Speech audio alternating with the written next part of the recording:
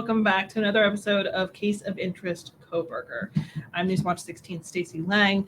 This is our check-in every once in a while as the case against Monroe County native Bryan Kohberger progresses. And since we last spoke, quite a bit has happened.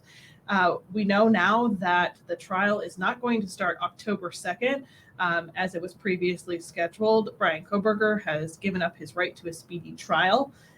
So now we wait to see when a new trial might be scheduled.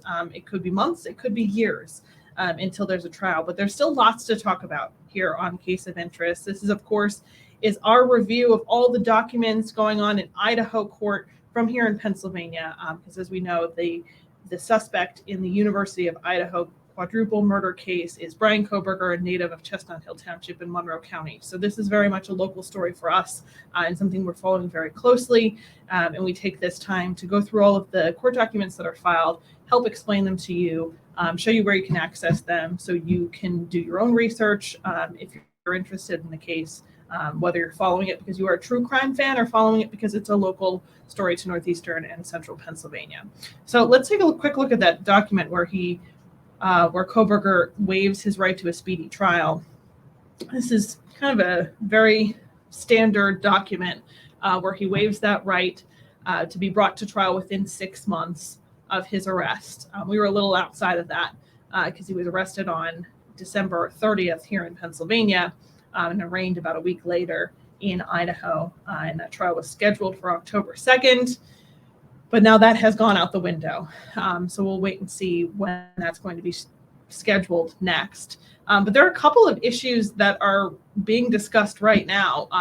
We're looking at an order from the judge in Idaho regarding some things that are going to be going on today, September 1st, and in the coming weeks related to this case. There's going to be a Zoom scheduling hearing to this afternoon with all the parties involved, Kohberger's attorneys, the prosecutor, discussing one of the motions that received a lot of media attention, and we talked about it on Newswatch 16, and that is the defense's motion to have cameras removed from the courtroom. That's something we don't deal with in Pennsylvania. Cameras are not allowed in any courtroom in Pennsylvania, but they are under certain circumstances in Idaho. So we have, which is a rare treat for us reporters in Pennsylvania, have been able to see video even streamed on YouTube of these hearings in Idaho.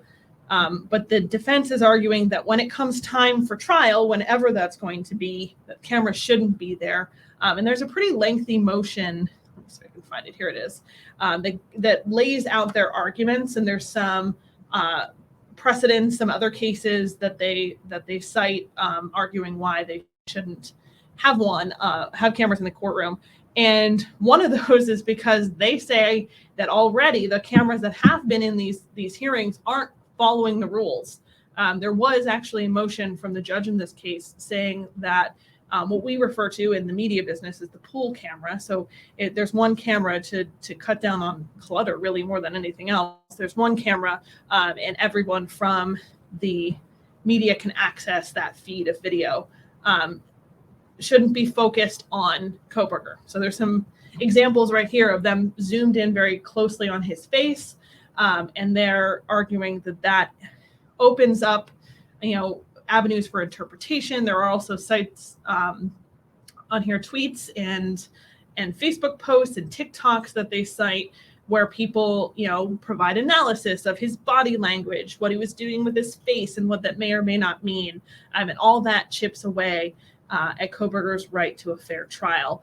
The other argument that they make, if we go down to the very end, is that not only are they the cameras, they say, are focusing too tightly on Kohberger, but they're focusing too tightly on the defense table, which could, especially with technology today, could allow folks to zoom in and look at things that have sensitive material or information on them that a jury shouldn't be seeing.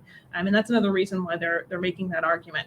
So we now know from this scheduling order that was posted late last night, in Pennsylvania time, I should say, that on September 22nd, there'll be a hearing to discuss whether or not,